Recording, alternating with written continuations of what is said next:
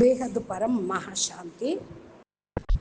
అణువు లోపల అనేక కోట్ల భాగాలు పరమాణువులుగా ఉంటాయి. సైన్స్ వాటిని యాటమ్స్ అని పిలుస్తుంది. యాటమ్ అంత అతి సూక్ష్మమైనది.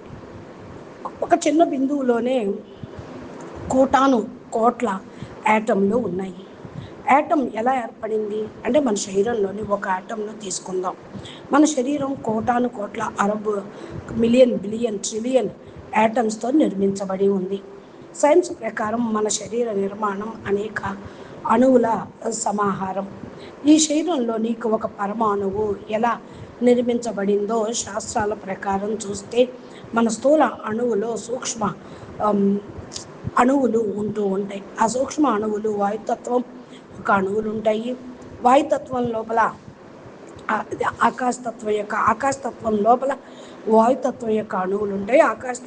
తర్వాత వాయుతత్వం యొక్క అణువుల లోపల అగ్నితత్వం యొక్క అణువులు ఉంటాయి. సైన్స్ హైడ్రోజన్ హీలియంగా మార్చి అగ్నితత్వాన్ని సృష్టించాలనుకున్నప్పుడు ఆ ఆటంను కాంతి వేగంకి సమానమైన వేగంతో చలనం చేసి నడిపించి దాన్ని శక్తిగా ఎనర్జీగా మార్చాలని ప్రయత్నిస్తుంది. అలా చేస్తే మన శరీరంలోని ప్రతి సెల్లులో ఎంతటి అపారమైన శక్తి నిండి ఉందో అర్థమవుతుంది. మన శరీరం ఎలా పనిచేస్తుంది, ఒక అణువు ఎలా పనిచేస్తుంది, అణువులో కూడా రికార్డింగ్లు ఉంటాయి.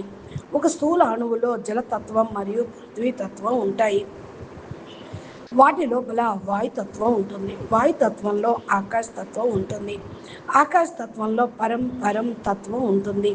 కానీ పరమతత్వం పరమాణువు చాలా సూక్ష్మంగా దాదాపు లేనట్టుగా ఉండటం వల్ల కోట్లాది అరబుల సెల్స్ కూడా కలిసి ఒక స్థూల శరీరాన్ని నిర్మించడం జరుగుతుంది.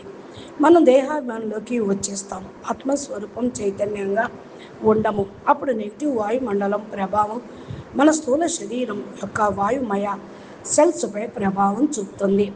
వాయుమయ సెల్స్లో కూడా మన నిస్సంకల్ప స్థితిలోకి వచ్చినప్పుడు ఆకాశతత్వం ఉద్భవిస్తుంది. శాస్త్రాల్లో చెప్పబడినట్లు సంకల్పాల ద్వారా పాజిటివ్ మరియు నెగిటివ్ ఎనర్జీలు ఉత్పన్నమవుతాయి.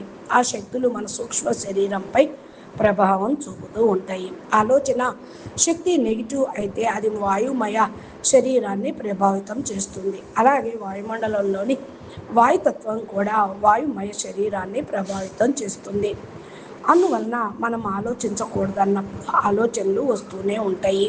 మన ఆలోచనలు కూడా వాయుమయ శరీరం పైన ప్రభావం చూపుతూ ఉంటూ ఉంటాయి. తినే ఆహారం అన్నమయ శరీరాన్ని